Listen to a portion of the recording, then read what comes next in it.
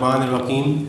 Peasant FPCCI Atif اکرام صاحب, طارق ججون صاحب, regional chairman زین افتخار صاحب, ملک منظور صاحب, میاں زاہد صاحب, ہمارے گجرات کے حاجی ناصر صاحب, ہمارے جو میڈیا کے یہاں دوست موجود ہیں, سب کو السلام علیکم. آج کا مقصد جیسے کہ آپ کے علم میں ہے کہ SNJPL کی طرف سے ایک ایریئرز کی صورت میں بلز آئی ہیں جس کا تعلق اپریل 2015 سے جون 2022 تک ہے. اس کا جو ایفیکٹ ہے جو ابھی تک ہمیں پتہ چلا ہے وہ 75 ارب روپے ہے. 75 ارب روپے جس کا تعلق 84 ماہ سے ہے, 84 ماہ کا. اور ابھی 2022 سے 2025 کا اگر ہم دیکھا جائے تو ابھی بقایا جات مزید ہے ادارے کے مطابق. میں یہ سمجھتا ہوں کہ پاکستان کے کچھ ادارے چاہتے ہیں کہ پاکستان کی جو اکانومی ہے وہ نہ چلے.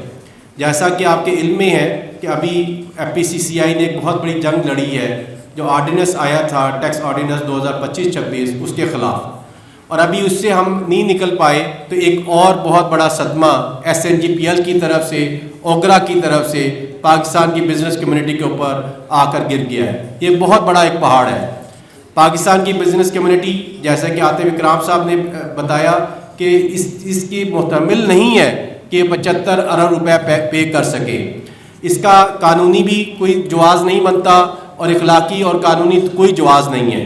تو ہماری پرائم منسٹر آف پاکستان سے ریکویسٹ ہے, میاں شہباز شریف صاحب سے, جو انرجی منسٹر ہیں علی پرویز ملک صاحب سے, چیئرمین اوگرا سے, چیئرمین SNJPL سے, اور میں خاص طور پہ ریکویسٹ کروں گا SIFC سے کہ اس کے اوپر فوری ایکشن لے اور ان بلوں میں سے یہ جو ایریئرز ہیں فوری طور پر آج ہی واپس لے تاکہ ہم کل اس کے اوپر بل جمع کروا سکیں.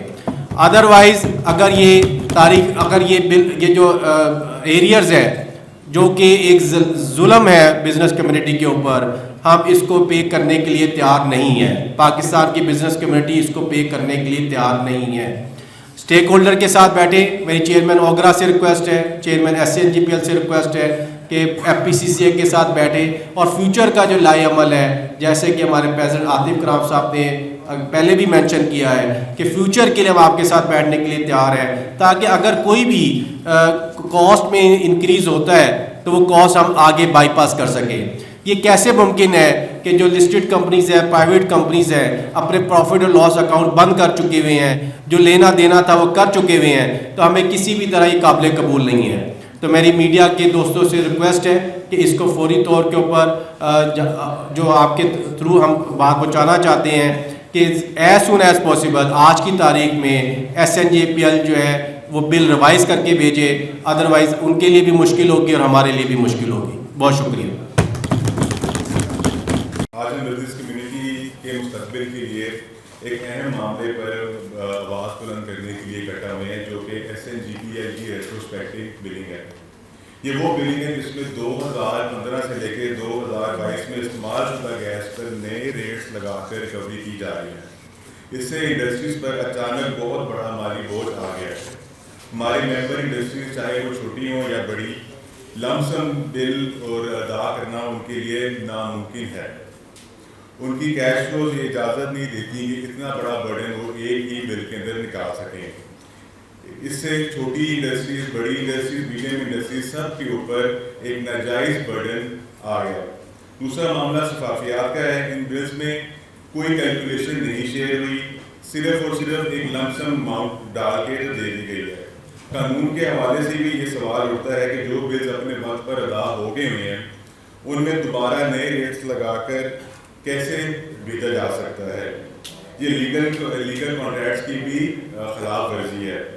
اس کے علاوہ ملک کے اندر پہلے ہی معاشی حالات بہت برے ہیں. ہماری انڈسٹری نہ ہونے کے برابر چل رہی ہے. اس کے اندر ایسے اقدامات حکومت کی طرف سے اگر کیے جائیں گے تو اس سے بے یقینی اور بے اطمینانی آئے گی, جس سے فارن انویسٹمنٹ اس کے لیے ہم لوگ روز محنت کرتے ہیں, ہماری حکومت محنت کرتی ہے, وہ سب ڈسکریج ہوتے ہیں.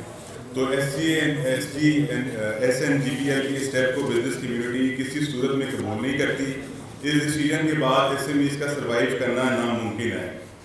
آخر میں ایف پی سی سی آئی کے پلیٹ فارم سے پرائم منسٹر آف پاکستان، وزارت توانائی اور تمام ریگولیٹری ادارے جس کے اندر اوگرا اور ایس این جی پی ایل سب شامل ہیں، ان سے اپیل کرتا ہوں کہ اس معاملے کو فوری اس میں مداخلت کریں اور اس کو ٹیک بیک کیا جائے، اور اگر حکومت اس میں ریلیف نہ دے گی تو پھر ان شاء اللہ تعالیٰ ایف پی سی سی کے پلیٹ فارم سے ہم اپنا نیا لائے عمل آگے لے کے آئیں گے. Thank you so much.